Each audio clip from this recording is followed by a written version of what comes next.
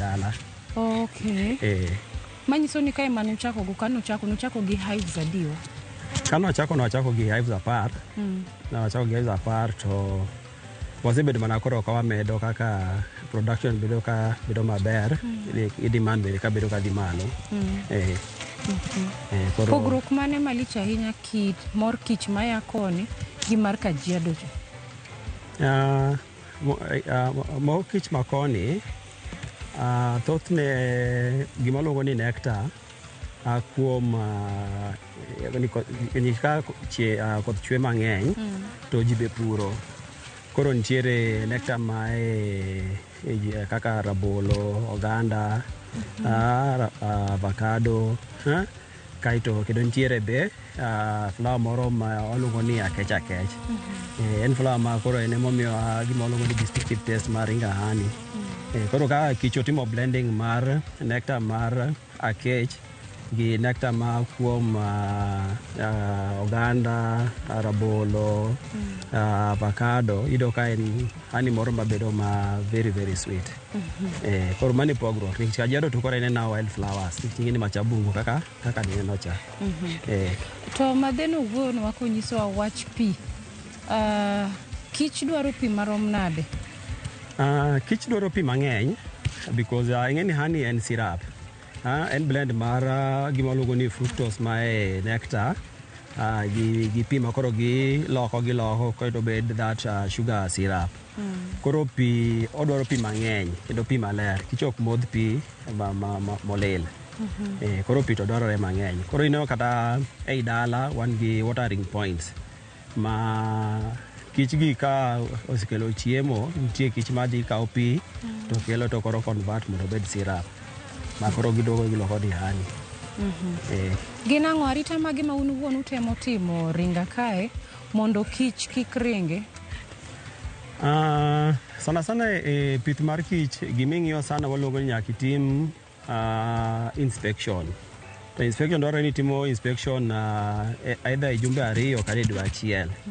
Koro we make sure ni every 2 weeks kata every 1 month during the high season mar mo watimo inspection bang' jumbe 2. Sama nitie low season watimo inspection mar 1 month. Koro mano sana wang'iyo nikech ka ok irito kich ni tibedo ka samoro bungu odongo, ka bungu odongo nitiere aguyo marachal manyalo biro fuyo to obiro to oketho ni koro gima luongo ni colony mari. Koro nyaka itim inspection, ibet, iyaw hives kaka sani wadhi timo mondo inane kaka colonies ni dhi. Erokamano ahinya.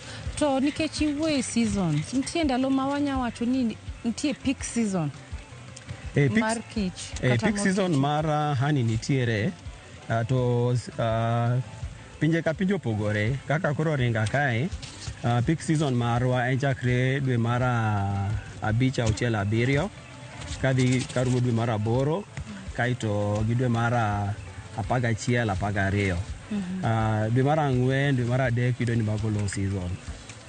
Koro mano e piny ma dudu kae mane koro e peak season marwa. Koro pogruok mane owach ni kae nuchako karang'o to ma Kajiado cha nokawo kinde marom nade kae to we expand gi kocha? Ka wapani wakaw higni 3 ka wachako ma koro wachako expand kato bang'e ne ukore ka wachako wadhi Kajiado bang' higa mar 4. Sani apani wasebedo ka higni 7. Wasebedo higni 7 ka Kajiado wasebedo higni 5. Koro no expand bang' 3 years. Koro ka wadhi Kajiado. Koro last time kan utimo inspection, inyalo wacho ni kawuono wanyatemo wayud hapwa koso? Agalo ni wanyalo yudo moko, wadwa yaw mondo nene. Nikech mondo watimo inspection wayudo koro ka nagisechako keto, lakini pok nagitimo gimiluongo ni capping. Koro capping tiende ni mano mo ma koro wacho ni en machua. En mo ma kata kigolo to en mo ma ok dhi yudo gimiluongo ni fermentation. Koro wadwa ng'iyo wan gi hives 33 duduka. Wadwa ng'iyo ane ka oboyudo at least hives ba man gi fully capped honey. Agalo ni maybe wanya yudo moko. Erokamano. Kind hive mane mineno ka ber gi koni? ma unuwegi osebedo kutiyo godo? Hive ma sana wan watiyo gi hive miluongo ni Langstroth. Mano e hive mani ringa kae. But nitie hives moko miluongo ni Kenya Top Bar, nitiere Log Hive, nitie moro ni Cab Hive. But ringa ka watiyo gi Langstroth nikech Langstroth berne omiyo production mamalo. Iyudo ni koro kaka ringa koni, onyalo golo ani dide kata ding'wen e higa. Koro mane ber Langstroth Hive, especially piny mar ringa kae. Kich nigi kidienje adi to adiwa mayudore ei hive? Ei hive wan gi kich mopogore opogore. Wan gi sana koro kaka hive ni, the main kich iluongo ni queen. Koro queen ema kelo kich go e ot achiel. To queen tich ne en mana nyuolo tong' mondo los jotich. Kato koro nitie koro jotich miluongo ni worker-bees. Kato tije worker-bees tiend ni gin tich ni gidhi manyo maua to gikelo to giloso chiemo nikech mor kich en chiemo mar kich, en food reserve margi. En koro wan kaka jopiny wadonjo to wakawe. Kaito nitiere kich miluongo ni drone. Drone sana en tich ne en ni koro en otimo fertilization of new queens. En be ok okech. En ni koro kaka japiny ma ok ng'e kich ok nyal ng'eyo kind drone gi worker-bee ni chalo nade. But koro drone bedo ga maduong' matin. To tich ne en mana fertilization mar the queen. To biro rito mondo opidhe. En the lazy bee ei colony. Iwacho ga ni e od kich nitiere kidwa fwenyo ni kich odak e ot achiel kata od kich achiel, thothne rangi gibedo ga machalre. Akia ka mano en adier koso en gima ji wacho? Ka wacho kaka colonies mar ringa kae, inya yudo ni kalo kopogore ahinya. Because iyudo ni species ma nitie dudu koni gin species achiel. But king'iyo very closely, inya yudo ka achiel en either a bit dark, more en a bit orange. But sana gima pogo kich en ni kich ka kich nigi gimoro miluongo ni pheromone. To pheromone en tik ma wuok kuom the queen. Koro miyo koro gigwenyre sama gia ma koro giduoke e utegi. Erokamano. Koro odiochieng' ma kawuono wadwa timo kapok wachako kata keyo. Kuma wantie ni, alwora ma wantie ni, thothne aneno mieche mopogore opogore. Ang'o ma un uwuon utemo timo mondo joma bende odak alwora kae obed ni gin kare? Mokwongo kabisa, ka in gi alwora moluori, onego bed ni i-factor safety margi. To koro ok idwa ni kich ni bedo subjected to gimiluongo ni stress. Stress tiende ni inyalo yudo ni koro area ma kich go nitiere koko nitiere mang'eny, nitiere chiaye mawuotho to tuomo boxes go. To bende dwaro ni in owuon kaka kineno kae wan gi bungu ma wapidho maluongo ni en buffer zone ma koro kich ok fu ka dhi e mieche go. Moro be yudo ni koro entrances mag boxes wachomo ma ok ng'i mieche ma surround wa. Koro kaka wan nikech koro make puotho wa, koro entrance wang'iyo ka side mar puodho. And then moro be i make sure ni pi nitiere dala mang'eny. Koro waketo different water points ma koro kich ok bed gi stress mar riyo. Koro gidhi e jikonde ji or bathroom ma ji ka gimanyo pi. Koro giseloso specific watering point ma gidhiye. And then sami chako harvesting be, so sami timo inspection, i make sure ni kaka sanie wadonjo gotieno sama piny osekwe ma kich te oseduogo, to watemo mondo atiek chon by saa 3:30 mondo kich go timre nade osettle. Mane kaka wa protect. Then we also wamiyo mieche go somo ni ka nitiere kich to gik ma kama ok onego bed ni dhi mbele. Mane kaka wa protect mieche mantie around wa. Erokamano. Ere kaka utemo miyo kich ng'eyo monego bed ni giluwo sama giduogo e od kich kae? Sana sama wakelo boxes manyien, od kich especially dot waketo e wang' chieng' ma chieng' wuok gokinyi. Nikech koro kich en kochop gokinyi to owuok odhi menyo. Koro wa position dot mar kich no kama chieng' riyo chako gogo kinyi waluongo ni sunrise. Koro mondo kopo ni wakasgo neno the first daylight to mane flight path gi ma koro gikawo. Koro ineno kaka boxes gi te ging'iyo side mar puothe wa to kuno ma position gi koro mane flight path margi. Koro kichno ko fuyo mowuok modhi kose fuyo malo to koro o lose gima waluongo ni aggression mare. Koro kata kodhi e puodho odhi mana manyo nectar, koro wachni otimo gimiluongo ni foraging. Koro sano be ok ochand ng'ato. Erokamano. Dong koro wanyalo chako yawo box. Gin ang'o monego bed ni watimo kapok wachako kata ni wayawo i boxes gi mondo wang'i gik mantie? Apani sama nodonjo nineno ka nigi gini waluongo ni smoker. Koro natemo goyo mondo koro at least atuliza gi matin. Ineno pod gibo wuok to ogibuok mang'eny ahinya. Koro mokwongo ibiro igo smoke most of the colonies, then koro kichako yawo gi. Koro kaka sani wadhi go smoke, ka wasego smoke to koro wadhi yawo gi. Then koro watimo inspection, waneno kopo ni wabo yudo mor kich. Nikech karwa kae aneno ka wan gi hives ma hao 30 gi bathe. Ma giminy ni wuon inya timo kendi koso chuno ni samoro kibire puodho to nyaka ibed gi jogo ma bende nyalo konyi? Inyalo time kendi, but iparo na wacho niya nyaki protect meche mani around yi to idwaro ni tiek inspection ochon mondo kich go okwe. Koro ing'eni kitiyo kendi to iyudo itieko sa 6-7 to kiyudo ng'at ma konyi iyudo ni itieko ba gimoro sa 2:30 isea ma kochopo gokinyi to koro kich koro okwe ogichen. Koro ber ka in gi ng'at manyalo konyi. Erokamano. Alwora mane ma in iwuon inyalo wacho ni ber ne jal ma bende samoro nigi gombo mar pidho kich? Ma tich maber, en thoth ji oluore, but kiyudo ng'at ma nyalo tayi maber to en kilimo maber. En kilimo ma kaka Luo Nyanza kae wacho ni magi untapped potential ma Luo Nyanza nyalo kelo e mieche manie Luo Nyanza to jopiny be yudo ni karima pur ma kopo ni gidonje ok en pur marach. Koro anyalo encourage ni ginyalo manyo jok matayo gi ka nigi puodho kamoro maber, omany ng'ato timne survey to mondo ne ane konyalo donje. Aya, janeno marwa, ineno kaka wuon awuoyo kategno gi gimomiyo.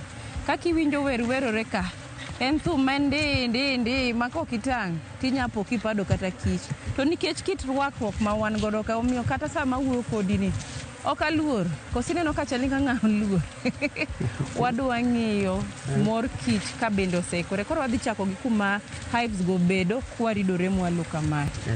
Wadhi.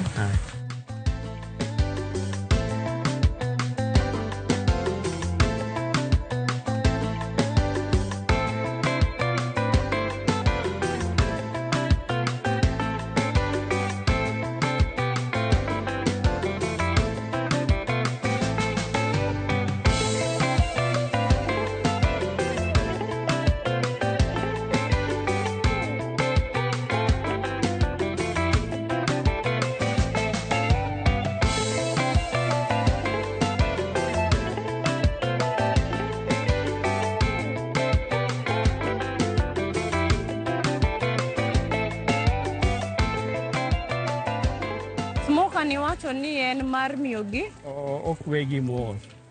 Uneno janeno marwa sama wadwa ya od kich wakuoyo gi mos kwagone gi smoker kama.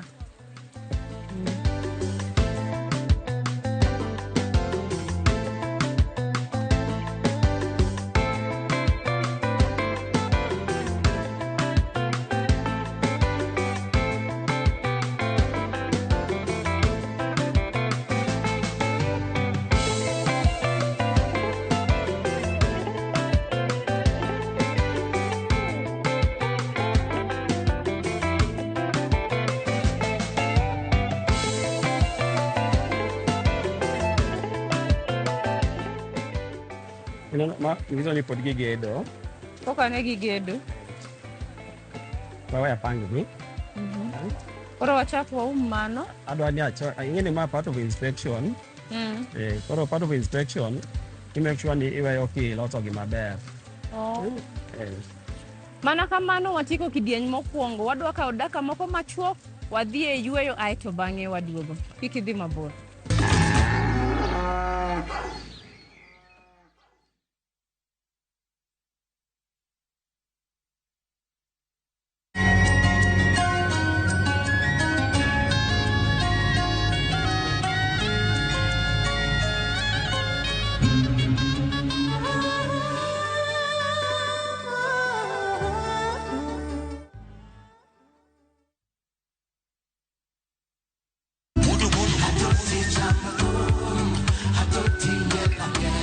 Woktich ka woktich wakelo ni duon ya wotonagi. Kabinet chariyo kati chariyo nyakurunga juang en odiochieng' mar yuto mari. Chieng' tich adek nyakurunga juang en odiochieng' mar mine nyalo kachiel koda weche hera. Awendo kachopo tich ang'wen nyakurunga juang wakelo ni kama nene yani TBT kod thumbe mamit mokalo. Furahi the edition and thum kaliech. Loso kapuoyo nyakurunga juang. Ka wakelo ni jothumbe mopogore opogore. Kanyo ndo bende wakelo ni gimiluongo ni Ben Yawan.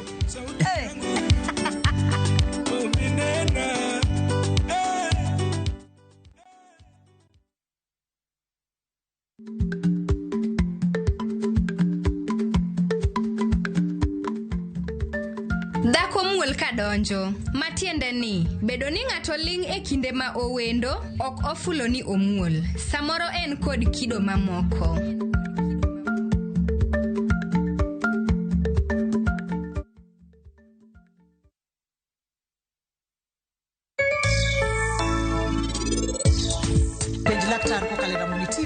Laktar kokalo Ramogi TV kawa wacho ni nyinge Ruth Otieno. Kidwani mondo ichak tiju ohala ma wuoche nyaka ibed gi masin, sublocks, carving knife, punches, pien be nyaka ibed go.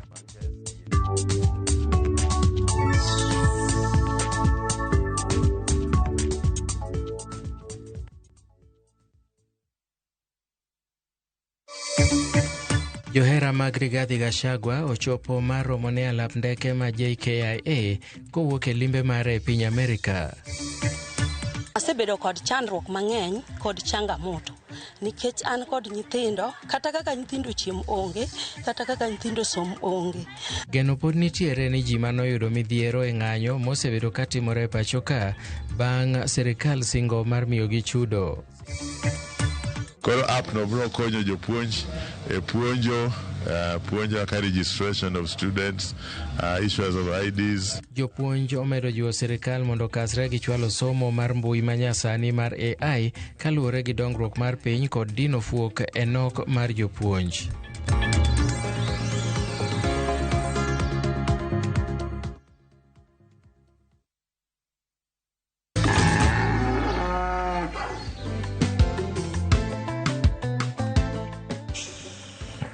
Machiegni kendo e kidieny mar ariyo ka be podi watimo gima kisungu dendo ni inspection. Ok aero iwinjo gima ng'ano timono. Kae wadwa gira nyaka oklo.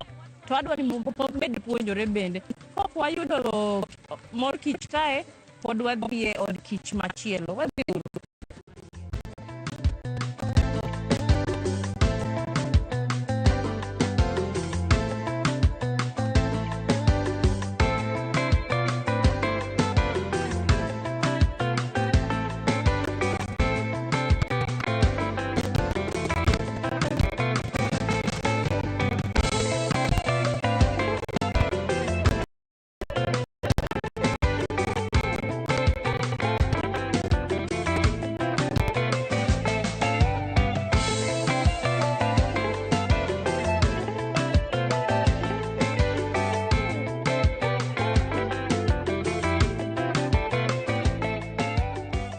Janeno marwa gima watemo timo ka en niya, watemo ng'iyo kata rango ka dipo ni nitie od kich ma bende wanya yudo mo nikech last time ka jogi ne timo inspection ne en jumbe 2 mokalo. Koro nikech ndalo ma wadhiye ni ne ginyiso ni ka inyalo bedo kitimo inspection bang' jumbe 2 kata bang' 1 week kaluwore gi kinde ma bende wantiere gi dweche ma bende wantiere. Koro mane gima pod wamedo timo kae. To sot ne bende wafwenyo niya wadwa deko matin nikech thothne wayudo ka kich nosechako tiyo gi mo ma gin giwegi ne giloso.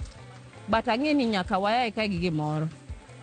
Koro mae gisechako keto mamo gisechako keto lakini pok gitimo gimiluongo ni capping. Ero. Koro capping no kilero ne janeno en ni mor kich moseikore nitiere gi gimiluongo ni kisungu nitie gimiluongo ni moisture content. Koro nikech koro kich pok oumo morni nyiso ni moisture content mare ni malo ahinya ma ko en mo ma kigolo ndio mit nikech kata kigole ka ibo yudo kochwer but kigole to obio kizungu wacho ni obio timo fermentation mapiyo koro ok okal standards.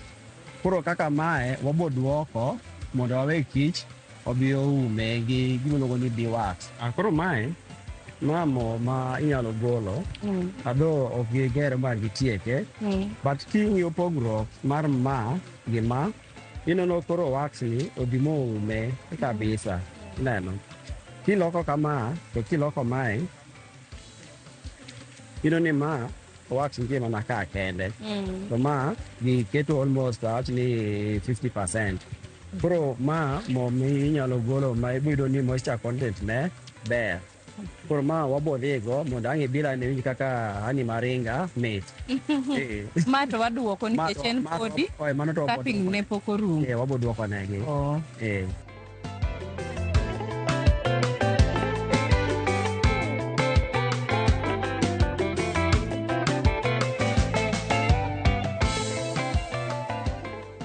To hive nyalo bede kinde marom nade sama wach ni isekete kae onya budho e kinde marom nade? Ineno hives gi ineno ma hive ma chal ka gimoro achar. Ma hive mokwongo mane wachako go en gin rachar. Koro e kinde masani box osebedo ka higni 7. Mano nyiso ni onyalo mi kata another service mar higni moko 3-5. Then stand ni en treated pole mochwak gi mo. Koro stand ni gi hive ni gimoro 15 years. Mano kan kama open lakini ka en enclosed bee house onya dak kata higni 30.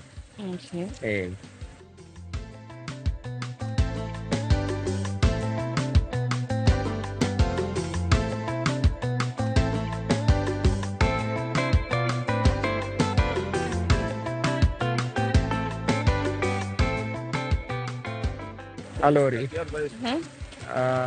magi wetewa to wasebedo wawuotho kodgi e ground. Gine ma gikonyowa sama wabiro e ground. Koro gin bende gijiwore mondo gibet jokich. Koro gin be giwacho achiel ariyo. Koro achako gi Okeyo. Achako gi Peter. Inyalo nyisowa nyingi? Mokwongo an Peter Owino Mbare Sombe. An kaka baba Winnie inyalo luonga kamano kaka baba Maxwell kaka baba Calvins. An jako Jwach to wan jopith. Experience manyalo bedo go chalo kama. Kich kaka ma entie. Wan gi yore mang'eny ma ng'eyo godo ka kich nitie. Wanyalo duong'o kor box ka to kiwinjo ka kor box no light to mano nyiso ni kich poko oikore. To kiwinjo ka pek ma kigoye to go top ma heavy to mano nyiso ni kich nitiere. Kich ka osechiek to okomo bang' keto mo to fil oumo dho mogo gi marachar. Koro gimarachar no ka seche ma wase golo kich to watimo negi combing ma bang'e no ubiro neno kaka watimo.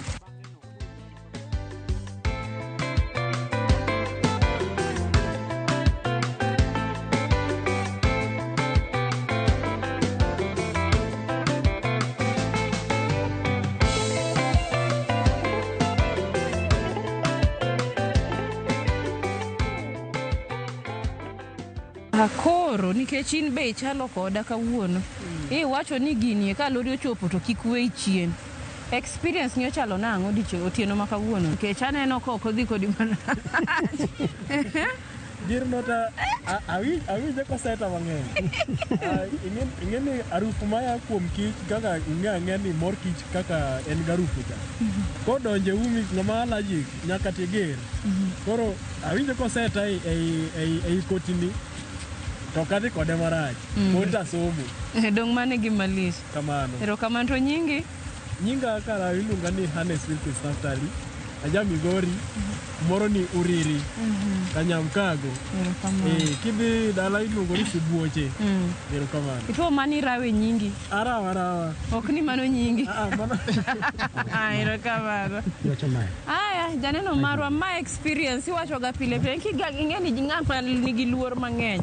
Nitie gik moko inya timo. To nikech wan ne wawacho kendo ne wasingore ni kamoro amora ma gimoro manyalo konyi kaka jal ma bende nigi gombo mar pith kata mar puro. No wawacho ni an alori gi kambi matiyo ne mar Royal Media Services kata Ramogi TV.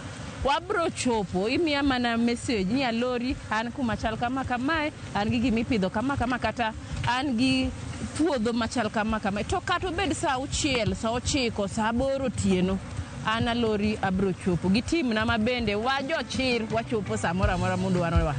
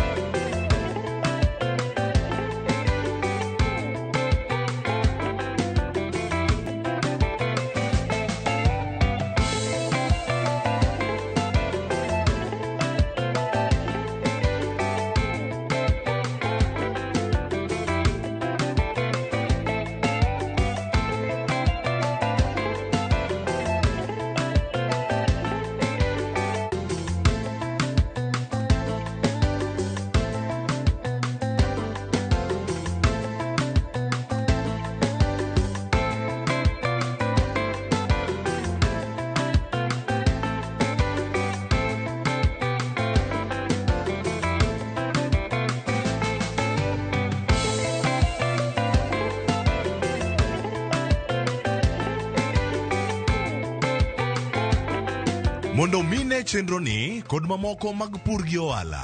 Donji e viewsasa.com.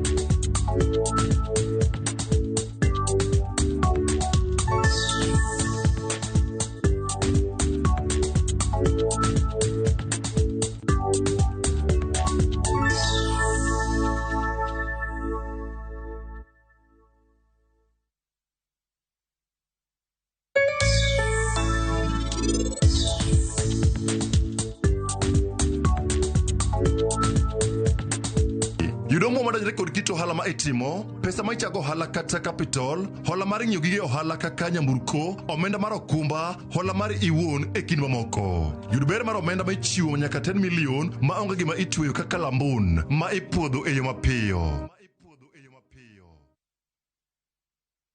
This October, View Travel is taking you to the world's biggest trade expo, the Canton Fair in Guangzhou, China, from October 14th to November 9th. Whether you run a thriving business or you're just starting out, this trip gives you direct access to top manufacturers, new products, and market insights. Enjoy a 10-day package from only $2,350, covering return flights, 9 nights accommodation, visa assist, registration to the fair, insurance, bilingual team leader, and a scenic Pearl River cruise. Plus, enjoy a free wholesale market tour in your preferred category. Elevate your business. Visit viewtravel.com or WhatsApp 0703-254-254 and book now. View Travel. Dream. Explore. Discover.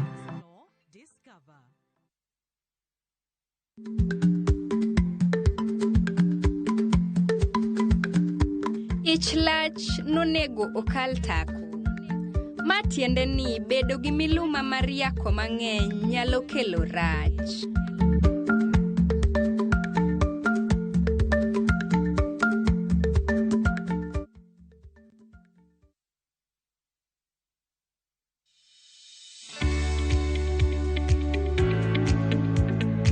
Ng'i cham magi kinde ka kinde, kituang maber kuom cham ma ikano mondo ing'e chon ka thuth kata kute omakogi kapok giketho cham magi kama ikane. Geng' thuth chon, kata ka thuth tin kata ng'eny. Kaw okang' mapiyo mondo kik iketh ni cham. E in japur mag kothe kaka bando, isebedo kiyudo lal machiegni gi nus mar chambi nikech kute kaka thuth kata mong'ere kaka osama. Ere tiende gimed ketho chambi? Ti gi Scanna Super ma en arita makare mar geng'o kute e idechi. Scanna Super, kinga kamili kwa nafaka, a product of Osho Chemical Limited.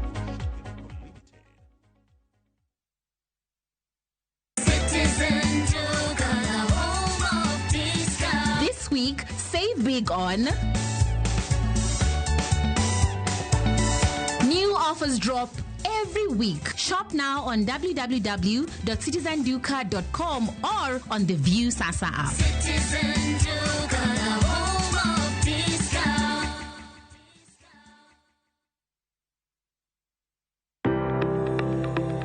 Ringreni wuoyo to be ichiko iti ena onda rem mora mora. En ranyisi ni ringreni wuoyo kodi. E penj laktar, walero weche ma ringreni temo nyisi ka wakelo ni paro mag jomolony. To wacho ni mondo mibed gi rageng' maber nyaka bed ni chiemo makare, nikech askeche gi iloso kuom chiemo makare michamo. Paro manyalo reso ngimani. Kochopo kar food allergy kae, to kinga ma del ma ng'ato chako gore gi chiemo mochamo. Kod weche mag thieth mayudore achiel kachiel kuom joma olony. Nyalo bedo ni ng'ato nigi ratil man malo. Koro konyono to choke cartilage ka toyore konyono nikech ratil mare man malo. Mano nyalo miyo bende ng'ato nyalo yudo arthritis no. E penj laktar gi Ruth Otieno, wuok tich nyaka tich abich, saa 12 odhiambo, mana e Ramogi TV.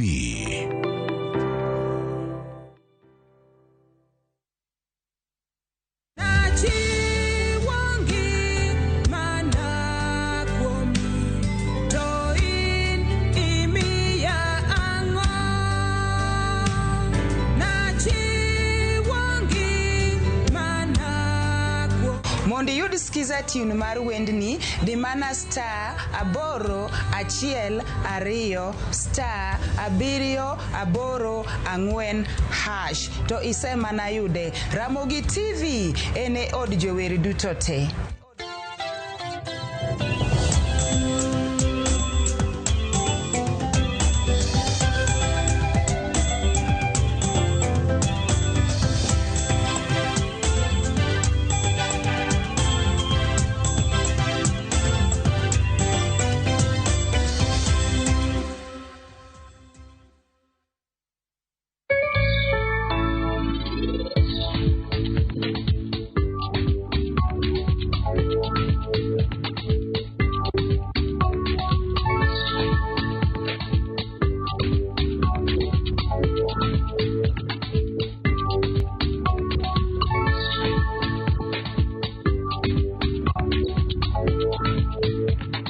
Wuokie pachoka kaachiel gi kor gwenge to gi pinje ma oko. Mokwongo wawinjane mago ma wamiyo pek. Johera mag Rigathi Gachagua ochopo mar romo ne alap ndeke ma JKIA kowuok e limbe mare e piny Amerika.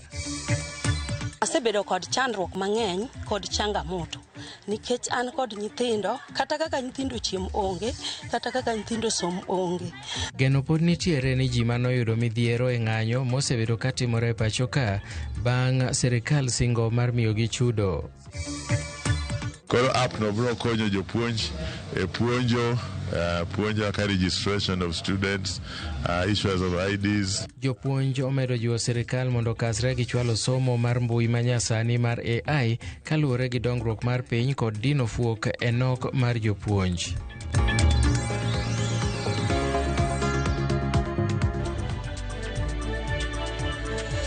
Machiegni weche manyien mag MIGAGO nyinga Milton Ocheng.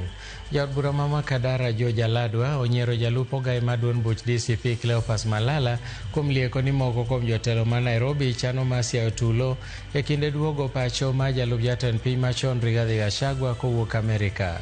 Aladwa okone Malala ni ka en kod neno e wi chenro mar kelo tulo e duog Gachagua to ber mondo otel lipot kobila.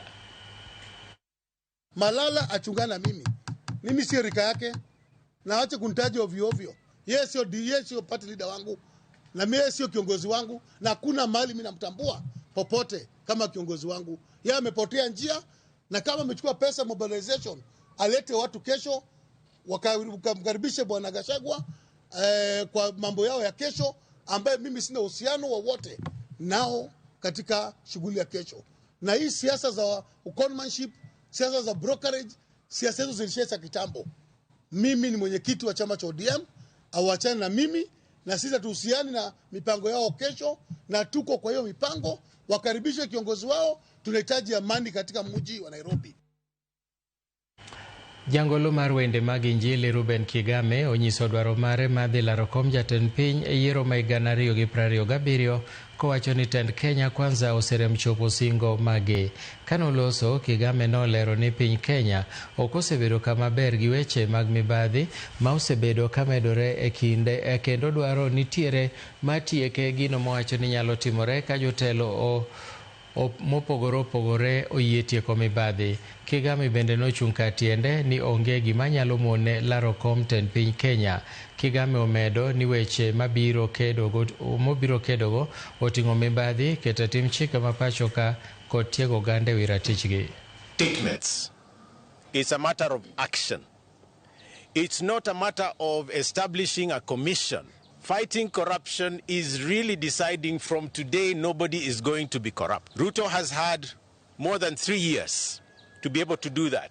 He cannot be beginning now. Tunaamini kwamba ni vibaya ushuru kwenda juu. Tunaamini kwamba mambo ya afya yameporomoka. Hata kama kuna ile SHA, wale ambao wanapata services za SHA ni wachache.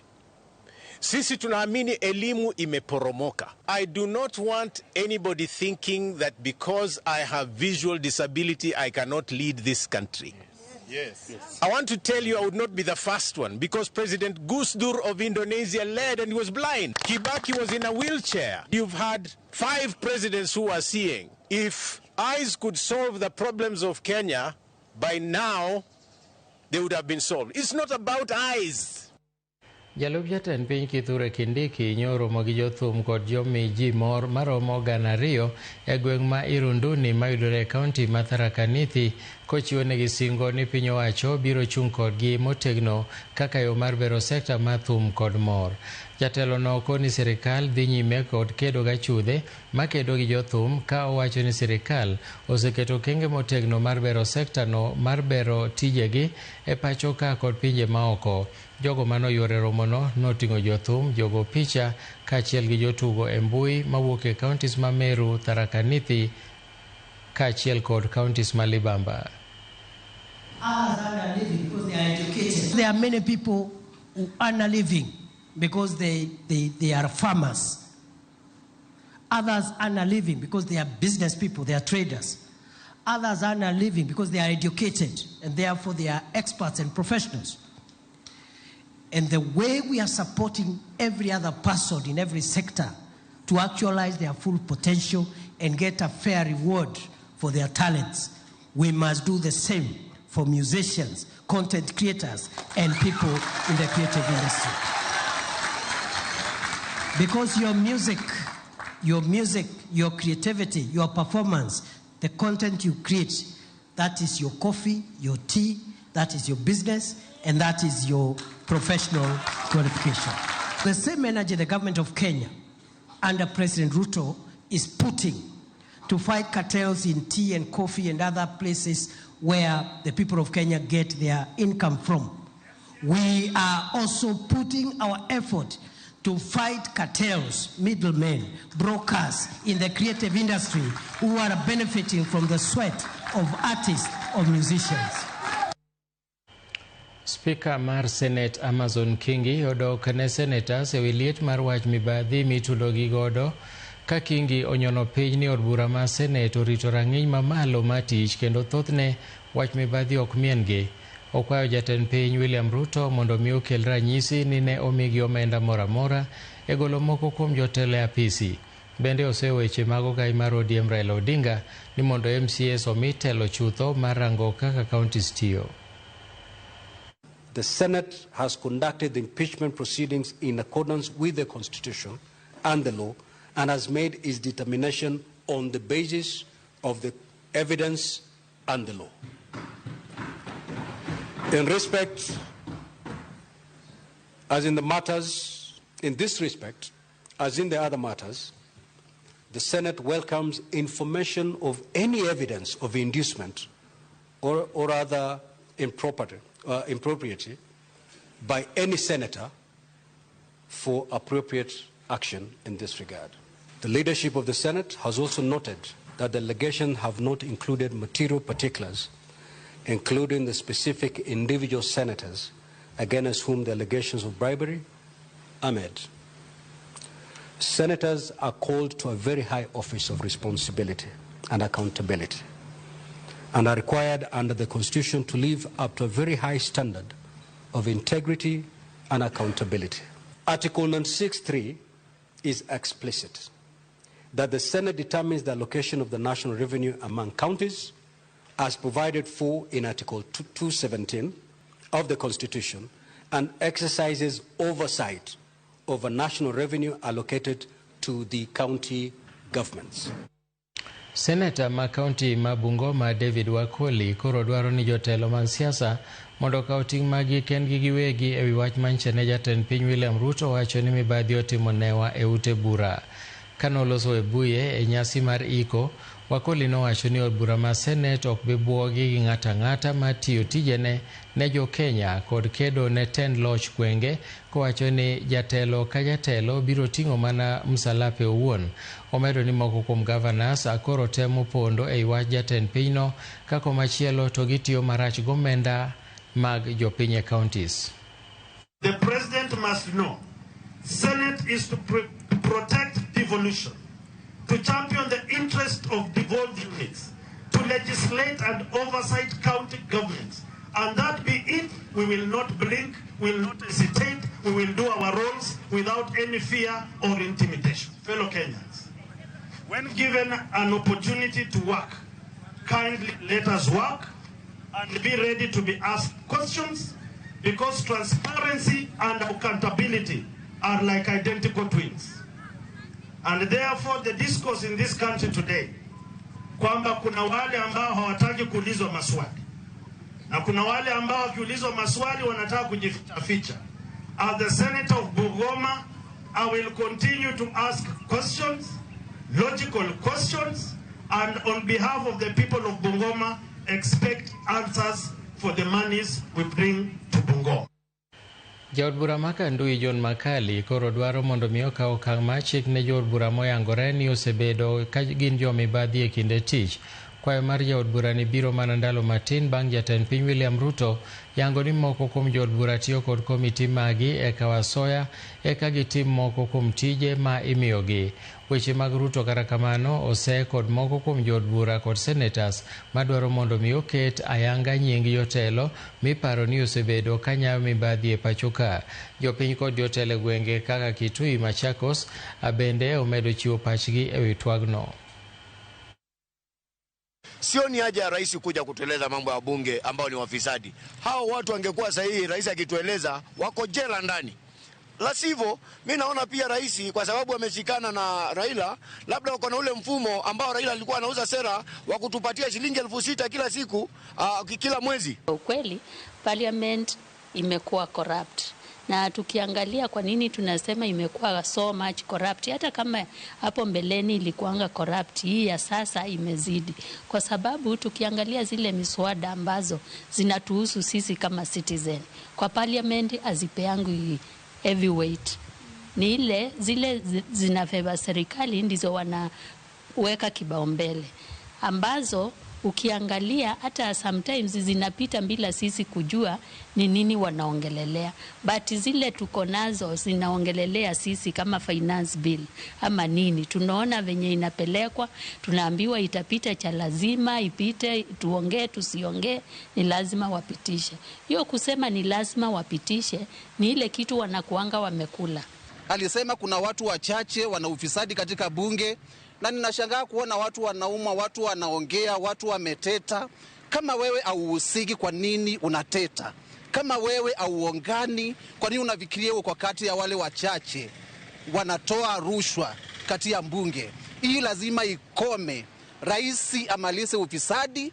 Ufisadi kwa yeyote anayeleta ufisadi katika nchi yetu, wawe ni wabunge, wawe ni senators, iwe ni state house, lazima ufisadi uishe. Sasa wale watu ambao wanaharibia majina ya wabunge, kama vile rais alivyosema, kuna watu wengine wanaenda kuchukua pesa kwa niaba ya watu fulani na wanakula hizo pesa, nasema hawa ndio watu.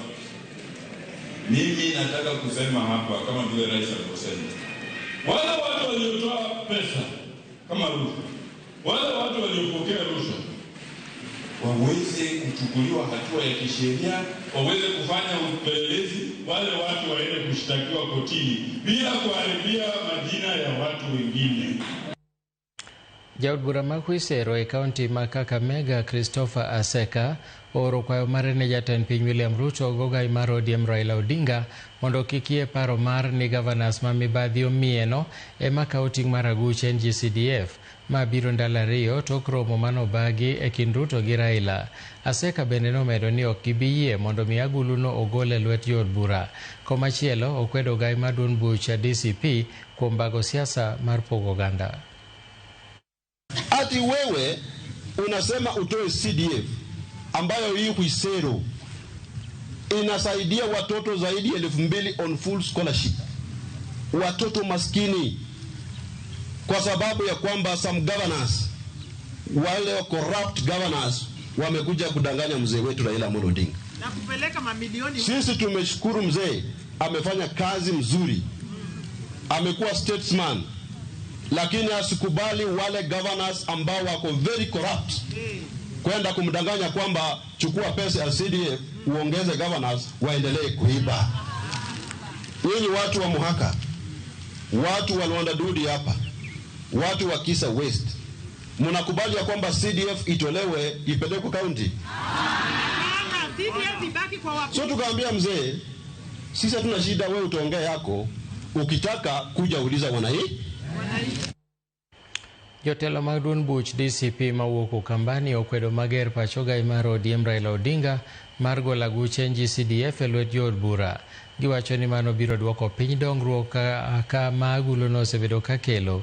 Ne gilose nyasi mar tiego joriemb apiko Kitui South kano otelnegi gi jaod bura ma Mwala Vincent Musyoka. Mhusika mkuu kwa hii NADCO report ni Raila Amolo Odinga. Baba mwenyewe ni mhusika mkuu kwa kutengeneza na kukubaliana kwa NADCO. Kwanza hata hiyo report ndio sasa tunapitisha. Na tukipitisha anasema CDF ni mbaya na iko ndani ya hiyo NADCO yenye tunapitisha hapo kwa hiyo mkutano. Hiyo sasa nao ndio tunaitanga namna gani? So if we must agree we are implementing NADCO report, tutaitekeleza yote vile iko. Mimi sijaelewa watu wako na shida gani na kitu inaitwa CDF. Ukitembea Kenya yote katika ofisi ya chief utaona CDF. Ukienda shule utaona CDF. Ukienda kwa barabara ya Rural Road utapata CDF. Ukienda kila mahali utaona alama ya CDF.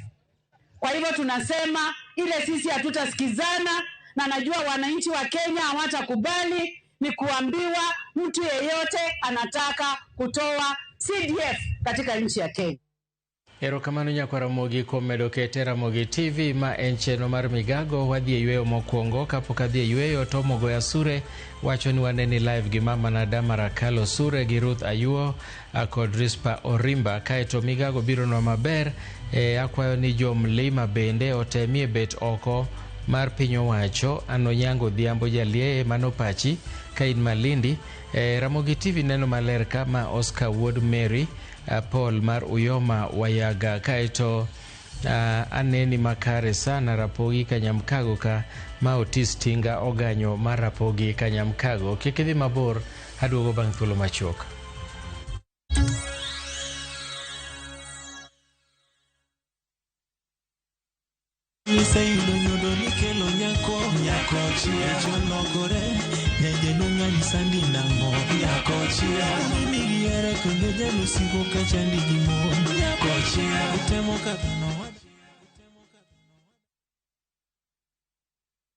Be in japur mag kothe kaka bando, bel kata kal. Isebedo kiyudo lal machiegni gi nus mar chambi nikech kute kaka thuth kata mong'ere kaka osama. Kute matucho cham kata osama osebedo dhola makoch ne keyo magi. Ere tiende gimed ketho chambi? Kan chambi maber mondo igeng' kute.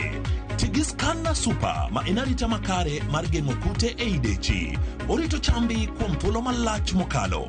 Ti kod rapim mar 50 grams kende kuom gunia mar 90 kilograms Scanner Super. Kinga kamili kwa nafaka. A product of Osho Chemical Limited.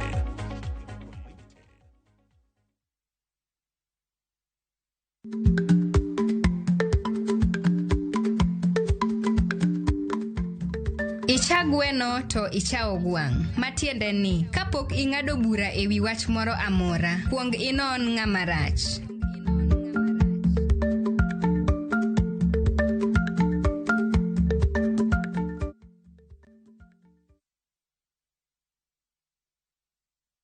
Imanyo tich e piny mar Dubai, Bahrain kata Qatar. Lek mari mayudo tich gikone ochopo e wang'e. Ei Talent Bridge Careers, watudi kod jondik je tich madongo dongo. Wechiwo sire yor ndikruok e tich kochakre uru kwayo, kiti kama itie, kaachiel kod nyisi kaka inyalo yudo visa mari, dari kod kiti e ndege. Kik irit, ka okang' mar chopo lek mari kawuono. Ywa tol kata tudri kodwa e WhatsApp namba mar 011-345-4075. Lim website maro ma en www.talentbridge.co.ke kata or email e jobs@talentbridge.co.ke.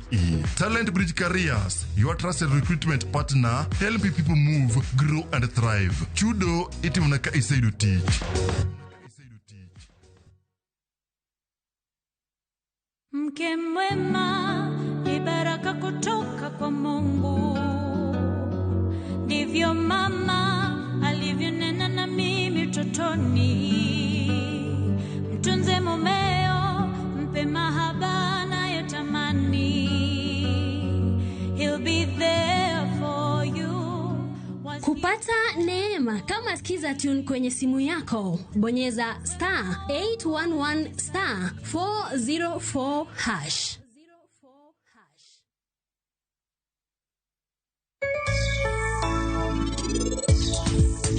Okay, ng'ata madwa chako ohala gima doko ng'ise obet gi capital, orange environment kaka aluora ne kaka ntie. Number 2, obet gi business plan.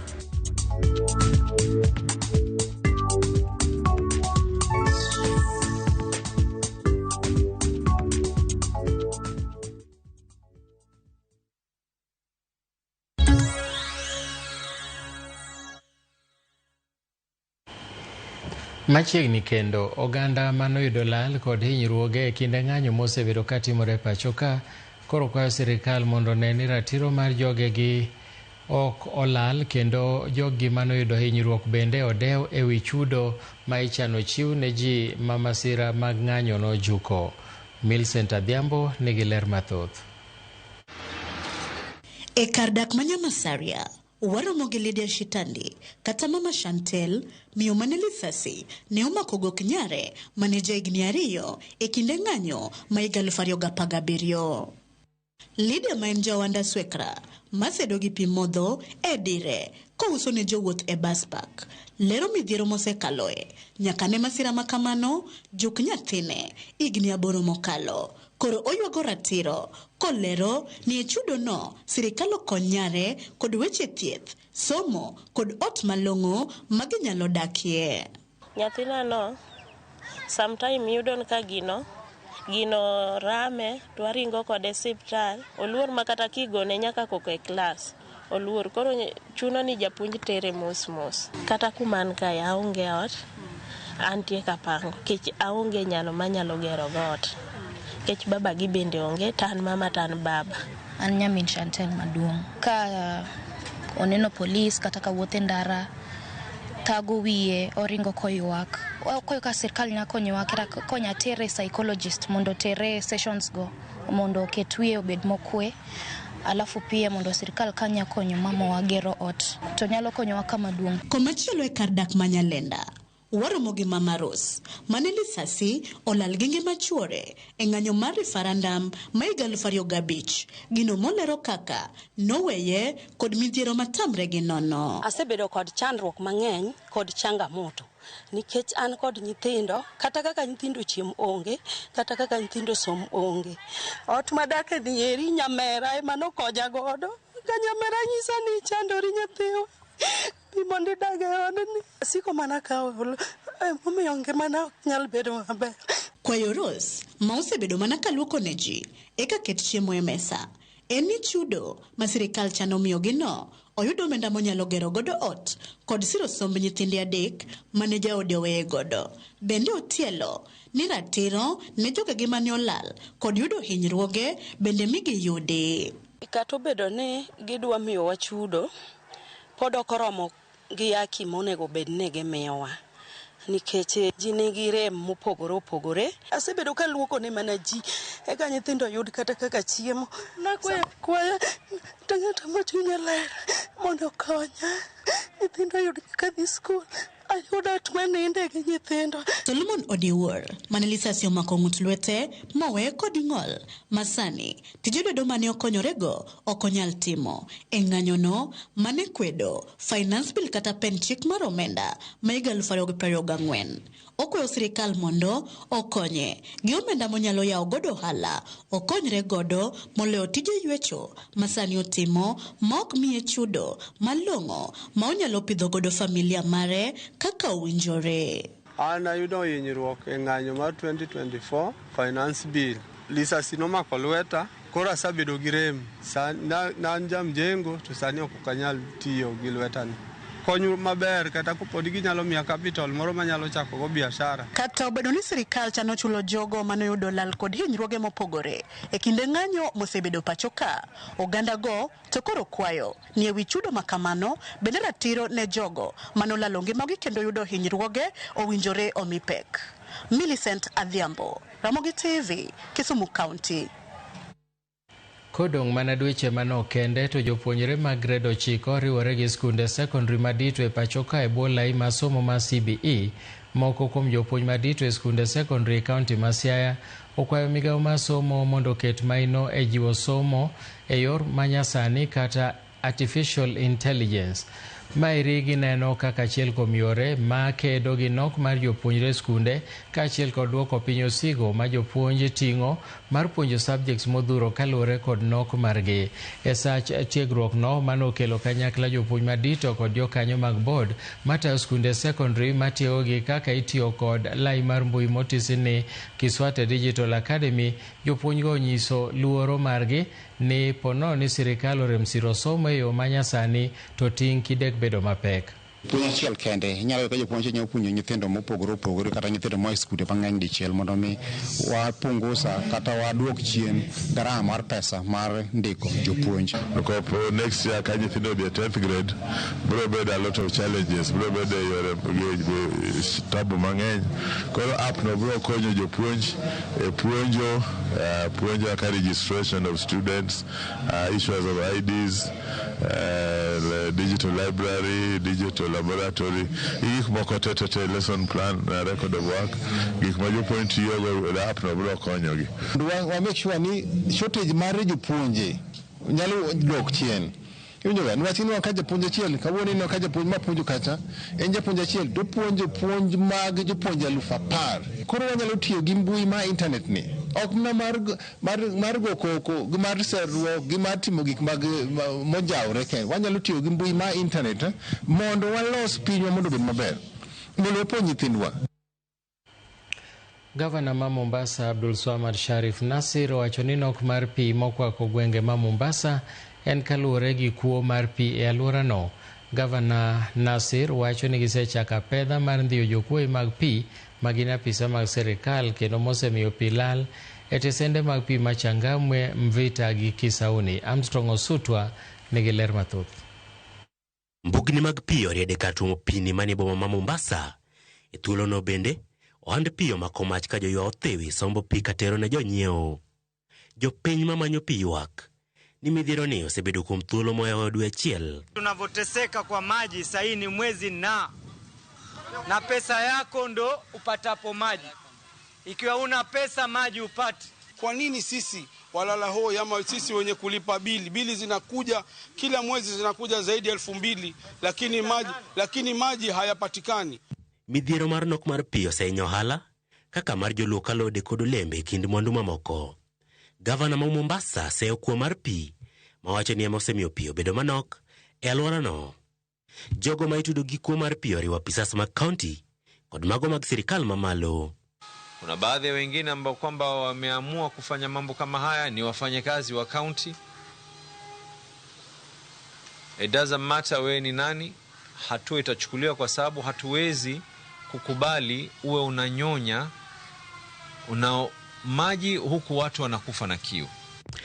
Kaunti ma Mombasa yudo lita milion 40 pile ka pile mar pi. Lita mayo 20 e chichne kwalo kinde madwaro mar kaunti mangima e yudo mok tin ne pi lita 200. So far, 21 people, some of them are actually pretty senior government officials. Some of them are senior county officials. The county officials, we will deal with them. I've already given instructions to the county secretary on what needs to be done to those particular officials. We will not, and I repeat, we will not allow for the rest of Mombasa to go thirsty because someone has decided not to be satisfied and content, and they continuously try and divert water. Armstrong Osutwa, Ramogi TV. Ten County ma Migori kotenore kod riwruok mar Jani by Grace Mission of Compassion mawuok e piny Amerika ochako chenro mar gero kar thiedho tuo mar ringa mar remo kata sickle cell anemia e boma ma Kihancha, Kuria West. Gedo mar kar thieth no ma nengo ne dhi romo siling milion 2.4 ne osidhi kod gavana ma Migori Ochila Yako kaka George Juma leronwa. Kwan jogo modak otuno mar ringa mare omedre kaunti ma Migori kaluwore kod lipot ma ogol kod migawo mathiedho kaunti ma Migori e kinde matend kaunti ma Migori mamoko dhi nyime kod jiwo okang' mar kedo kod tuoni e kaunti ma Migori. Cell is devastating. Sickle cell, sometimes you feel so much pain that it makes you question your worth. It makes you question your existence. Class need helps. We need to go to the community. In this area is quite prevalent. We need to identify those who have it. We need to bring treatment to them and give them hope. Gedo ma kuonde thieth ma tuono mar ringa mar remo kaachiel kod neno ni idhi ma itiyo kod jogo modak kod tuoni gin moko mokenge ma bende piny owacho ma kaunti ma Migori koro dhigo nyime ma neno ni koro kedo kod tuoni. Onge gi sickle cell specific hospital in Kenya. Mama will be one of its kind. Mabro konyowa in 1 management, 2 in screening, and also 3 in also rehabilitation, and also ensuring that there is also support ne nyithindo gi caregivers. Wan gi osiptandwa mane wayawo 2023. We have also vigorously come up with a program to ensure that medical commodities are in our hospital. Revolving fund pharmacy en ni ne sirikal okonyo wa yudo gimiluongo ni seed capital.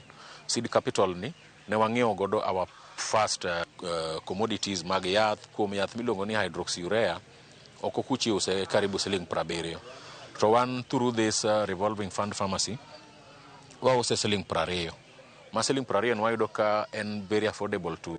Malo ji gana ariyo osebedo ka chopo e kuonde mag thieth dwe ka dwe mondo oyud thieth e kaunti ma Migori, ka bende ichich ne pon tie kwan oganda mathoth ma bende pod opon tie pacho kendo ok dhi osiptal nikech akweda kaachiel kod luoro. Paro ni nyithindo gi gin outcast, gin chalo jok ma ochien oir, koro mane ma miyo koro gipandogi. Then the stigma is also very, very high. Apisa mochune kedo kod tuoche mok gami kaunti Migori Pololik wacho ni e kind jogo mawuok e anyuola achiel gin mokuom gigo eko mosemiyo tuo mar ringa mare mokoro osemedre to ahinya e gwego ma Kuria. Ginyuomore within machiegni e uko. Omiyo kane family ne nitiere trait maringo mar sickle cell, koro yudo ka ong'eny kendo pod obro olandore alanda ka jotem nyombo mabor. E sama bende koro ten kaunti Migori medo keto kenge mar kedo kod tuono maringa maremo, jogo modak kod tuoni bende koro dwaro mondo koro kuondego mag thieth koro ket machiegni kodgi mag nyendo kony e sa saya. George Juma, Ramogi TV, Migori. Wuod Mashela mayudore ka chung' bura ma Malindi ema sani otelo e kwan nyithindo man kod tuo mar ang'iew kaluwore kod rem yudo chanjo ma tuono e yo mowinjore. Kaluwore gi migawo mar thieth e sub-county ma Malindi e kaunti ma Kilifi, nyithindo maromo 3,647 ne oyudo dos mokwongo mar chanjogo chakre dwe mar 1 nyaka dwe mar 7 higani. Kamano en mana tamalo 39 e kinde ma nyithindo 885 kende ema noyudo chanjo mar 2 mar tuo ang'iew e kinde no ma bende tuono oseland muoch mare e kaunti no. Kanowuoyo e kinde chenro mar puonjo jopiny e wi chanjo, jatend migawo mar thieth e sub-county no Alex Maitha ogolo kwayo ne jonyuol mondo oter nyithindo e chanjo. Sisi viongozi wa dini, jambo kama hili tunapinga kabisa, kwamba hakuna madhara yoyote kupeleka mtoto wako hospitali kwenda kupata chanjo, na ni tusikubali kwamba kuna watu wanapotosha jambo kama hili kusema labda kuna madhara. Kwa hivyo tungeomba jamii mjini Malindi na Kilifi County wawajibike kikamilifu kuwapeleka watoto hawa hospitali kupata chanjo kama hizi kikamilifu. Baadhi ya changamoto kusema kweli ni kwamba kuna wazazi ambao wanapeleka watoto wao kwa zahanati kupata chanjo zile za mwanzo, lakini wanapopata zile chanjo za mwanzo wanasahau ya kwamba kuna zile za kuendeleza.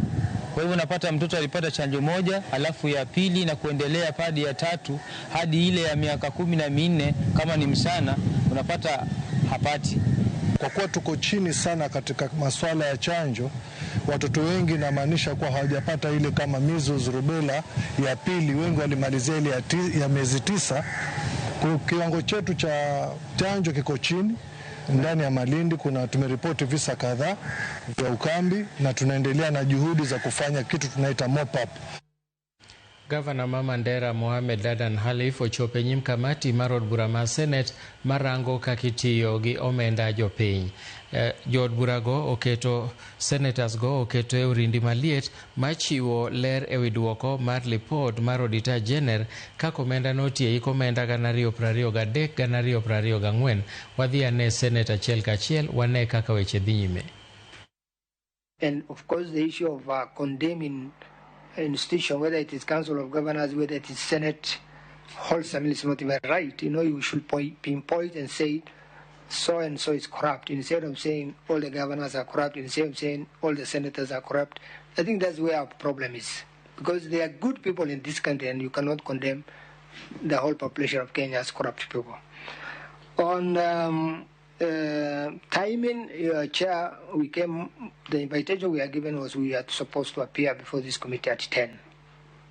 And we actually been kept waiting for 2.5 hours. Really, it's also good to be fair to us. Some of us travel long distances from Mandera. And keeping time is, I know within the parliamentary standing orders, it's very clear. Governor, did you come by road? Not me. I said some of my team. You didn't say that. You said some of us. If you had kept time required for your submissions, perhaps you would have reciprocated.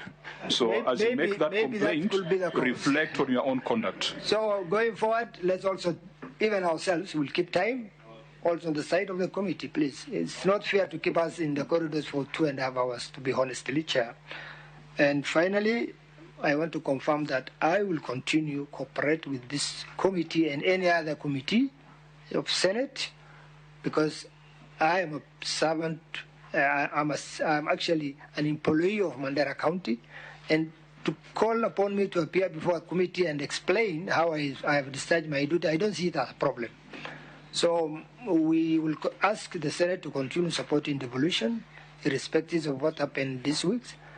For me, not everybody in this country is corrupt, unless we wanted to paint Kenya that all of us are corrupt people. Thank you.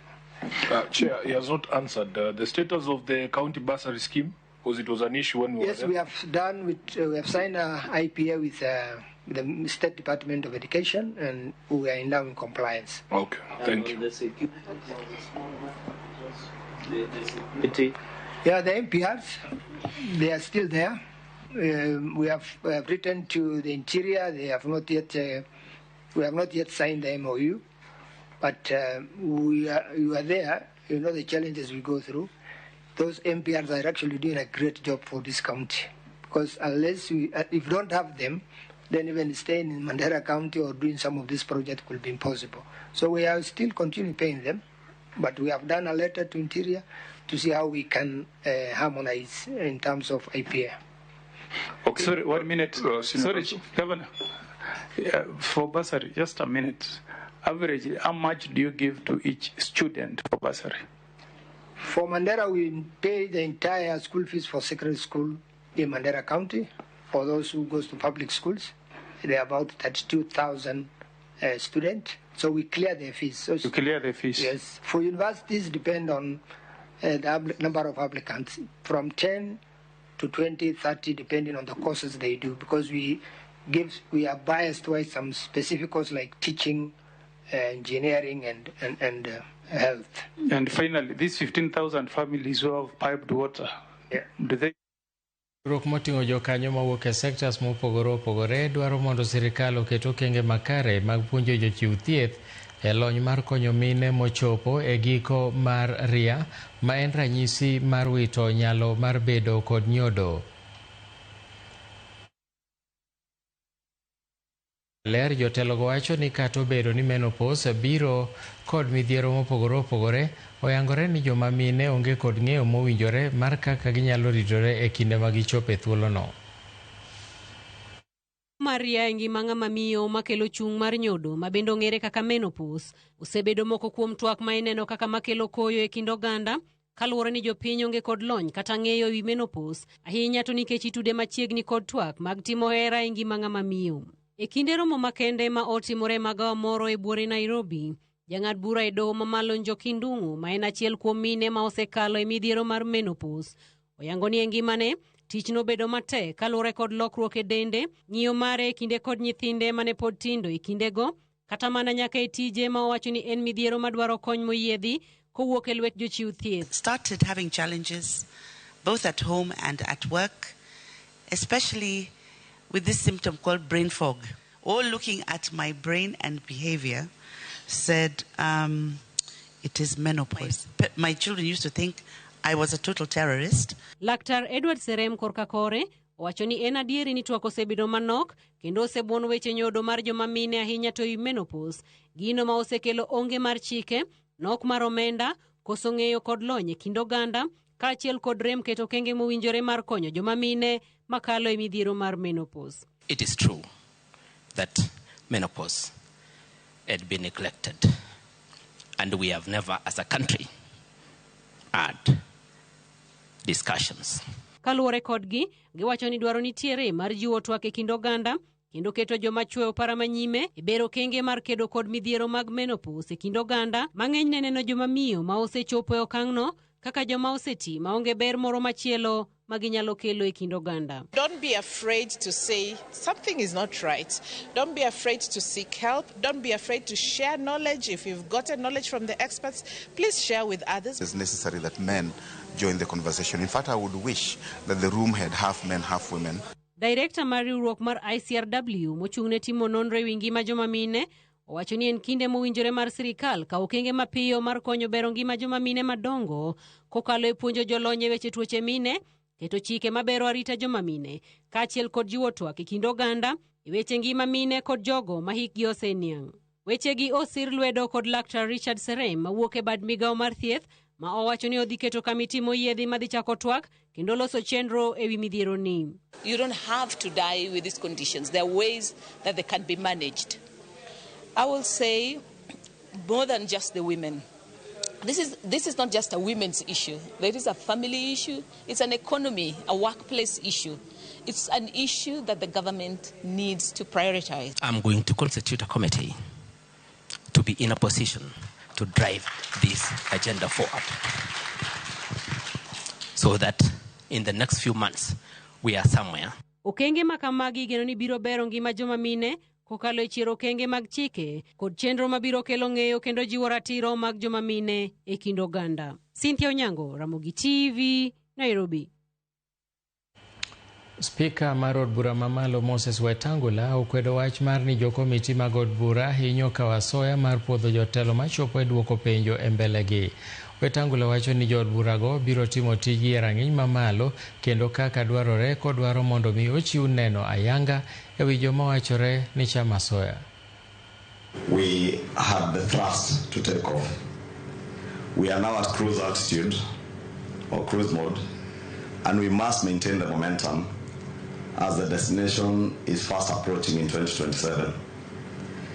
And it's for these reasons, Honorable Speaker, why we are here today as leaders to renew our synergy as we work together to deliver for the people of Kenya.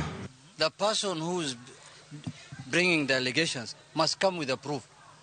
The burden of proof belongs to the person who is coming up with allegations. He who alleges must come with proof. That's all. And without integrity, even the best executed roles are without impact. And without integrity, leadership means nothing. It fails. Honourable members, the question of integrity is therefore not a choice of what is convenient, but a choice of what is right. As leaders, we must lead from the front by upholding integrity in our different roles, and in this regard, in executing your roles as chairpersons of committees. Binyalo paro mine ma hikgi oniang' manotelo ne piny Kenya e piem mar tuke mag adhula e piny Afrika ma milambo e chak higani, sani giikore ne tuke mabiro timore e pinje maoko. Romo mar nyasi no bagi na achiel kuom minego e kaunti ma Uasin Gishu kaka Joyce Olo leronwa. E dala Getud Mungai e kar dak ma Muteu kaunti ma Uasin Gishu, welo nochopo kar romgi kendo alam makende mar goyo erokamano kadhi nyime, wende mamoro chuny nower kendo chiemo notiele mesa mar pako jatend tim mar mine ma hikgi oniang'. Tim mar mine ma hikgi oniang' ne ofuadho bandech Kenya e tuke manobagi e piny Afrika ma milambo. Sikujua ati ndege nilikuwa kwa ndege ndani. Nilikuwa nafikiria unaenda panda ndege kwa uwanja. Nikauliza na ndege iko wapi, mbona tunatembea juu na ndege nyingi iko nje, sasa tutapandia wapi ndege? Kuingia ndani naona watu wanapeana makaratasi nasema hii namba iko wapi, hii namba. Sasa mimi nikauliza na ndege yenyewe iko wapi? Nikaambiwa uko kwa ndege ndani, ndege kuamuka. Inashika. Sasa mimi kusema leo kwisha tena. Nyakasani minegi ma hikgi oniang' geno ni gibiro rwako mine mamoko e tugo mar adhula kendo miyo gi thuolo kaka yor konyo jowetegi. Sisi si kucheza mpira peke yake, tuko na 5 thematic areas. One of them is health and wellness. Health and wellness in the sense that makranis wakikuja kwa kiwanja na kucheza, hiyo maugonjwa inaisha. Ya pili ni conflict resolution. Watu wakiishi ama wakiishi nyumbani, kuna shida ndogo ndogo hata ile watu wanaweza kosa kusalimiana hata mwaka mzima. Tuko na tournaments yenye iko mbele yetu, tuko na ya Zambia ambayo iko karibu, alafu tuko na ya US na ya France. Sisi tunasema saa hizi safari ya wasee ni kutembea, si kukaa nyumbani. Mimi nataka nishukuru sana. Sisi tumefika mahali tumefika kwa sababu ya Royal Media Services. Lulu Hassan mwenye alinianzia hii kasi ya mpira. Sikuwa nimekanyaga studio, lakini siku ile nilipata Lulu Hassan, roho yangu ikatulia, nikasema kumbe siku moja utaweza salamia mtu kama Lulu Hassan. Gisani minegi mahik gioniang hiko remar dhi piem e adhula e piny Amerka kod Ufaransa. Joyce Olo, Ramogi TV. Kare jolendo gin jok malich ahinya ma ka ng'ato moso to en gima bedo sigana.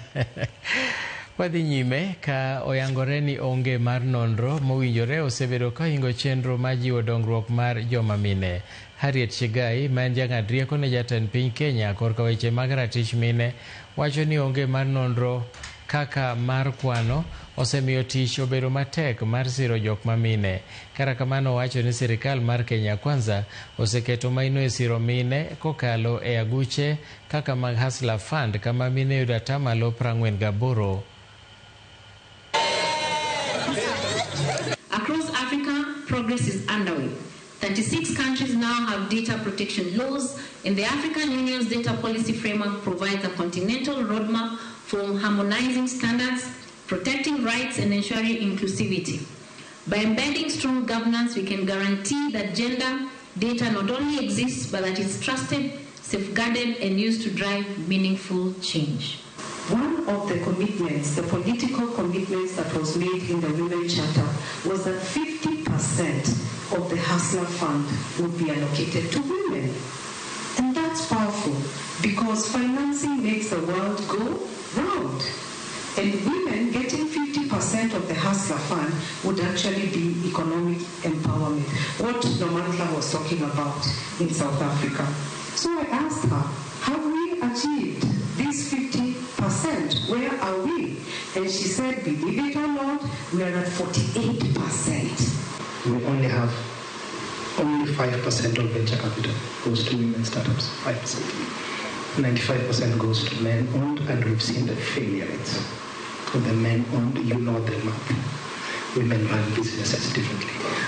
So how come 95%, even with the math, only 5% goes to women? So that's a question to ask ourselves. Erokamano nyakwara Mogi, wadhi nyime gi weche manyien mag MIGAGO e thuolo ni kagi duto gibiro ni achiel kachiel kowuok e Ramogi TV. En thuolo mar kawo yueyo machielo ka. Kapok adhi e yueyo an gi ote machielo kaeri. Owacho ni Oscar Wood Mary Paul mar Uyoma Wayaga en bendo wacho ni en kodwa. Aneno malere dala mar Ringa atemo an Evans kawan kod nyithindwa Baby kod Michelle kaeto machielo Barak kawuok Kabolo. Aneno maler kabisa mosna mama wa Emily kod baba wa Moses Bolo. Aparo ni ng'ata chielo ndiko ote mang'eny koro giluore ta asesome. Wadhi e yueyo kik idhi mabor pod wan ka.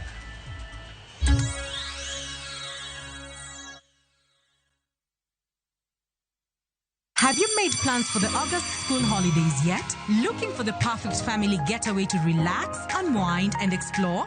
Look no further. View Travel has you sorted with exciting international deals for the whole family. Fly off to Cape Town from just $1,190 per person sharing for 4 nights with return flights, hotel transfers, a full Cape Town city tour, half-day Winelands tour, and half-day Cape Point tour. Or unwind in Zanzibar from $1,259. Spend 4 magical nights enjoying the Spice Island tour, swimming with sea turtles at Baraka Aquarium, and sailing to Nemba Island. All with return flights and hotel accommodation included. Book now and pay later with Lipa Pole Pole. Visit viewtravel.com or WhatsApp 0703-254-254 today. View Travel. Dream, explore, discover.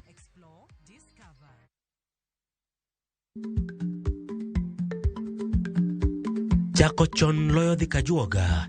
Ma tiende ni bedo gi ikruok momondo, geng'o masiche kod midhiro mang'eny mabiro e ngima dhano.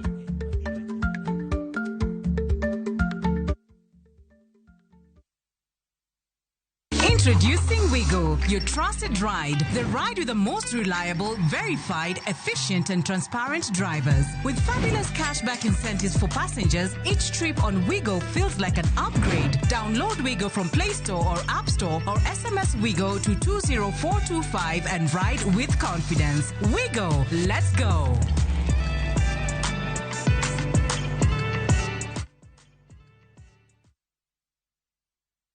Chakre Donam Lulwe, nyaka enderni mag boma maduong'. Pesa ka pesa nigi sigande. Kae en kardak mar joloko hala. Growth were mostly bedo attributed to consistency and hard work. Kokalo kuom jo ohala manyiso rieko margi e ohala mopogore opogore. Ka gima nyaka kuong ing'i en location kamidwa kete dukano. Wapuonji timo ohala okang' kokang', kaka ilose, kaka ipidhe modongi, nyaka kaka irite mondo odagi. Siri mar business wane gimomiyo osebudho kabisa eni itiye gadier. Kae, kama timo gik moko gi kinda, romo gi rieko, kod lek mabedo adiera. Watemo choko artifacts mag luo, to watiyo kod gas decoration e ot ka. Ohala gi mwandu, gi Cleophas Oluoch, tich ang'wen, saa 1:45 otieno. Kik bai.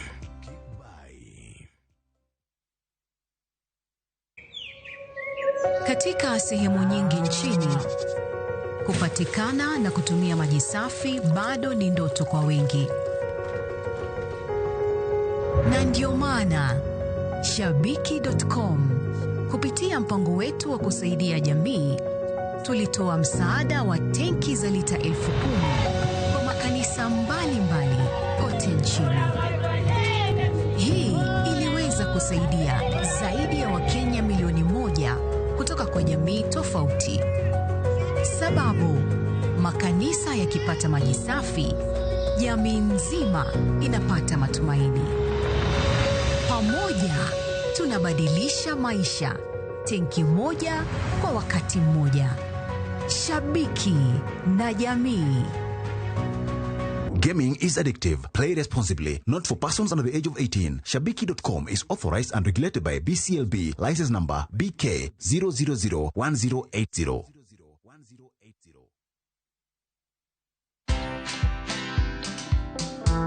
Today, 51 years, for example, when people are reading after 4:30, they say, what was it that really made teachers hide that? Yeah. Because it's real. Yeah. I headed a group of scholars to do what today is quoted African Bible, which is actually that one, that's the one called Ka, Holy Book of Netta. So that is how, I became president of African Spirituality in Promotion. Watch this story and more. Download the Citizen Digital app or visit www.citizendigital.com and find the Citizen Originals portal. Kenya's #1 app, Citizen Digital.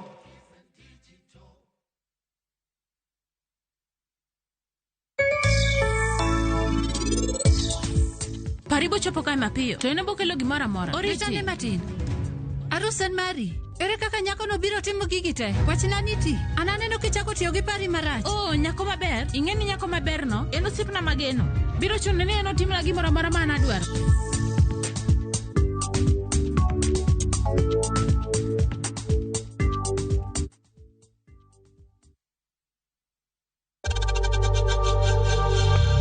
We know times are tough, so save money by buying airtime from M-Pesa to any network with 0 transaction fees. Dial *487*2# and get your airtime PAP with 0 transaction costs.